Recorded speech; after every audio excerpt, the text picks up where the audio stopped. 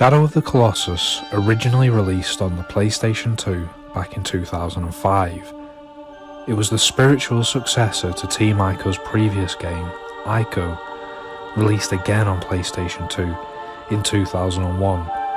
In 2011, both games were remastered for the PlayStation 3 and are, without a doubt, classic games. But in 2018, following the success of Team Ico's The Last Guardian, Shadow of the Colossus was not just remastered, but completely remade, this time for the PlayStation 4 by Bluepoint Games, the team responsible for the 2011 remasters. The remake stays true to the original game, but totally revamps the graphics using the same engine The Last Guardian was made on. The remake is absolutely wonderful and successfully captures all the things that made the original game so magical, while simultaneously improving the game in ways which make its minimalist beauty even more impressive. The game sees you play as a young man named Wander, desperately searching for a way to bring his one true love back to life after she has passed away. Accompanied by his horse Agro, they take off on a journey to a forbidden land to slay 16 legendary colossi in the hope that this will resurrect his love and they can be together once again. However, the colossi are not evil beings and are all but harmless until disturbed. Instantly you're put in a morally questionable position, wondering if killing these creatures is in fact the right thing to do. You see, Shadow of the Colossus doesn't have you play as the objectively good hero. Wander is grief-stricken, and you as a player are committing a great act of wrong for pretty selfish reasons.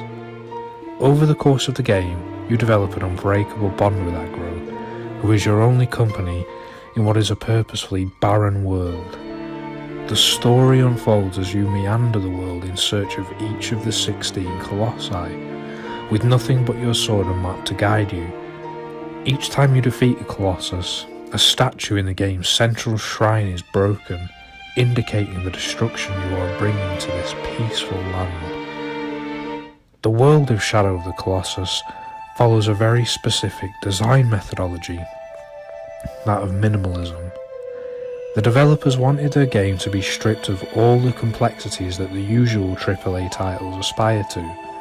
Instead, Team Ico focused their efforts on creating an immersive world in making you feel like a tiny speck in a massive land. The game is empty of everything, except for nature, ruins, and the colossi themselves.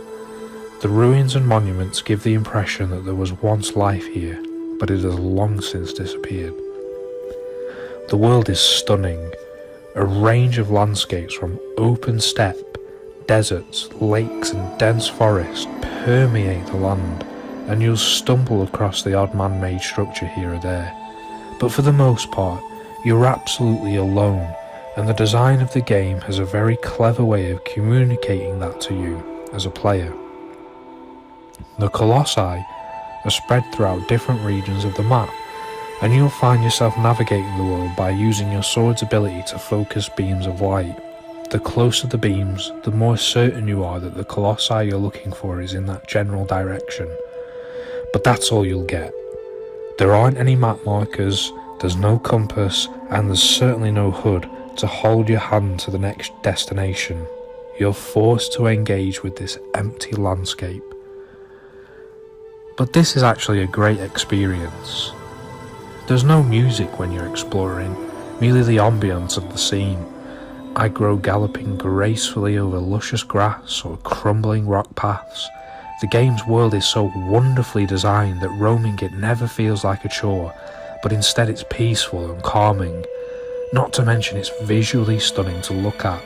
The game always was a looker, but in this remake, the beauty of the world is even more eye-catching, and the developers have done a really brilliant job of accentuating Shadow of the Colossus' beauty. In terms of gameplay, the remake has stuck to the core mechanics of the original. Of course, this is a good thing. Wander is armed with a sword and bow and arrows, and the aim of the game is to use these resources, plus aggro and the environment of the arenas, to bring down the often enormous colossi. The colossi themselves, instead of being viewed as bosses, should be viewed as puzzles to be solved. They have glowing weak points which you need to stab to deplete their health pool, but getting to these weak points is the real challenge, as often the colossus are too big to simply go toe to toe with. You'll need to find ingenious ways to mount and climb the colossi using their fur. They don't make it easy though, as they will try to shake you off. Once you've found a way to the weak spots, the goal is to stay on top of it long enough to stab at it with your sword. After you've knocked out the weak spots and brought the colossus down, you'll be teleported back to the central shrine, being given a vague riddle which will indicate where you are to go to find the next creature. This sounds repetitive, but in actual fact, the variety of the colossi and their arenas, and the different and ever more creative ways you have to ascend the colossi, keep the game interesting and challenging. There's never a dull moment in Shadow of the Colossus. Again, the gameplay follows the same methodology as the world design, keeping it simple and minimal. Team Ico stripped away complex battle features in exchange for puzzle solving. They did away with the flash and flare and instead present the player with depth and the requirement of having to actually think for a solution to overcome the battle. The remake captures this in exactly the same way as the original, changing nothing of what makes Shadow of the Colossus such a brilliant game. The score of Shadow of the Colossus is as beautiful as the world, and the remake uses all the same soundtrack as the original game, down to the sound effects in the menus. Whilst the exploration side of things is silent, the battles with the Colossi are played out over genuinely epic, and I mean that in the proper sense of the word, music, perfectly complementing the sheer size and scale of the Colossi that you encounter. The music is raw and emotional and is really engaging. It's great to see that the developers of the remake have stuck to the original score, as it always was a key part of the Shadow of the Colossus experience. In their insistence on sticking to the game's main formula, Bluepoint Games have done a tremendous job at maintaining the genius of Shadow of the Colossus. However, the remake has inherited some of the more frustrating features of the source material. For example, controlling aggro is still a pain in the ass, and the camera is perhaps more of an issue in the remake than it was in the original. This game isn't as headache-inducing in terms of frame rate as The Last Guardian was, but it still isn't perfect, at least on the standard PS4. I don't know how it performs on the PS4 Pro, so I couldn't give a verdict on that. That said, don't let these minor blemishes put you off. Bluepoint have done an incredible job at overhauling one of Sony's gems.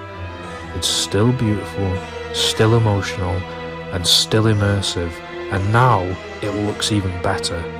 Overall, Shadow of the Colossus was one of those rare games that actually was deserving of a proper remake, and Bluepoint deserves so much credit for bringing this brilliant game to the latest generation of console, all without compromising on the things which made the original so very astounding.